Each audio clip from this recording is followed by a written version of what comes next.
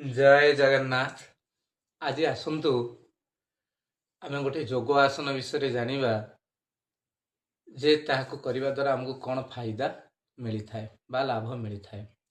आमे साधारणतः आपण माने मध्य लक्ष्य करिथिबे आमे जदि शुईकी उठी थाउ सकाळु सकाळु ताले हम गोटे आलस्यपण फिल होई थाए, जेमति कि हमको कोनोसी कार्य करिया इच्छा होई न थाए, हमर मसल गुडी को पेन होई थाए एवं हमको लगे जे नाई आउ किसी समय में टे रेस्ट नहीं जीवा सोई पड़िबा एमती आदौ उठिकी जीवा पाइंका इच्छा हुए नाही।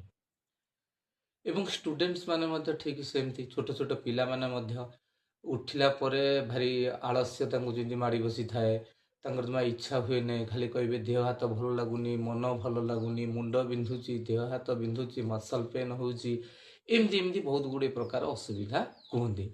किंतु यह साधारणतः नेचुरल सेमती किसी विशेष न थाए।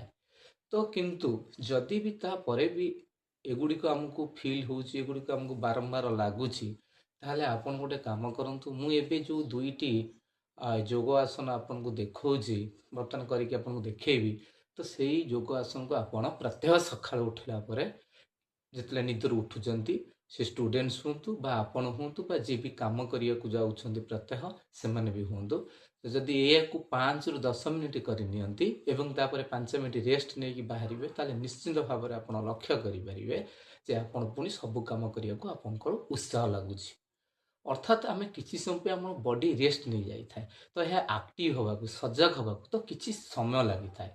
तो से आम ये दुईटी आसन साधारणतः शोक उठिला पर भी आप आराम से खट उपरे बा तलू आसिक गोटे मैट उपरे करें, जहाँफल देखिए आप फिल करेंगे किसी दिन कलापर आपको बहुत आराम लगुच। से दिन तो आप सांगे सांगे जानीपर जे ना मत बहुत फिट लगुच, मु बर्तमान कम करने सक्षम हो गली।